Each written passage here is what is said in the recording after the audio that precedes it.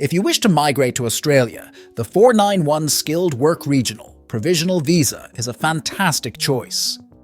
It enables families of skilled workers to reside, work, and pursue education in designated geographic areas of Australia. In this video, we will explain all the information you require to submit an expression of interest for a 491 visa for Australia. We will discuss how to file an EOI, point scoring techniques, eligibility, and what happens after submitting an EOI. As a temporary visa that allows you to live, work, and study in a certain geographical area of Australia, the 491 visa may be your route to permanent residency. Eligibility criteria for the 491 visa EOI. In order to be eligible for a 491 visa, you must first fulfill certain requirements which include 1. Nominated occupation.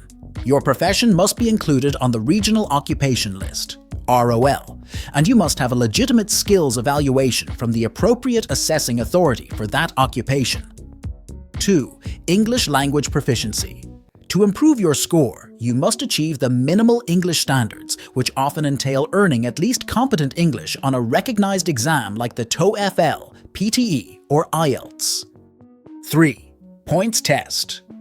To be qualified for a 491 visa, you must have a minimum of 65 points since the program is point-based. Points are given according to a number of criteria, including the abilities of your spouse, age, employment experience, education, and English proficiency.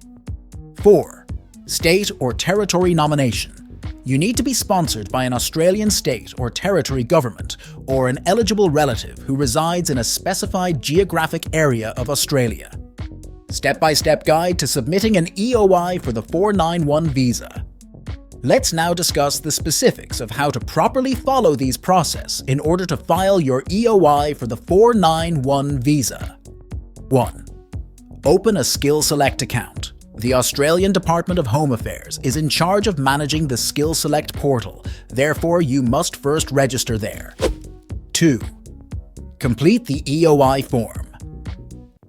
After registering, you may begin completing the EOI form, as this is an important step since the data you submit will determine your point total and whether or not you are asked to apply for a visa.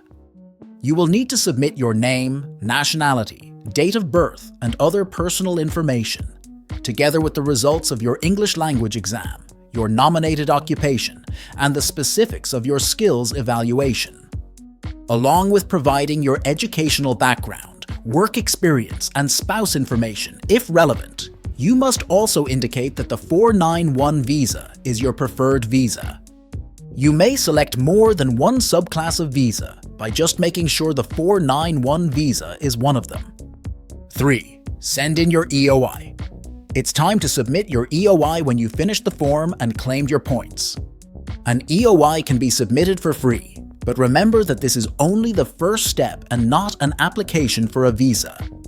For a maximum of 2 years, your EOI will be kept in the Skill Select system, and during that period, you can amend it if your circumstances change. For example, you may have more job experience or a better English score.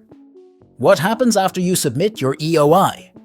Your EOI will be included in the pool of applicants for the 491 visa as soon as it is received. Please note that certain states and territories have separate invitation rounds, and others have additional nomination requirements.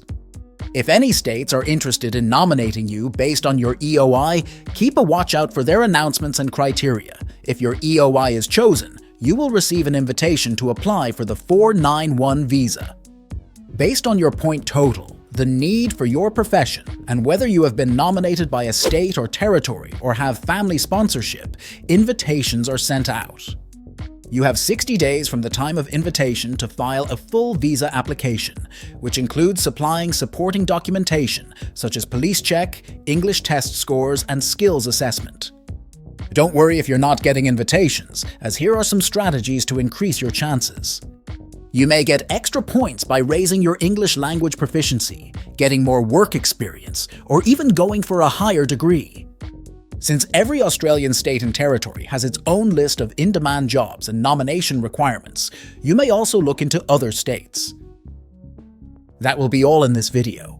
Please share your opinions with us in the comments area. Don't forget to like, subscribe, and enable the notification bell to receive updates on Australia immigration news. Thanks for watching.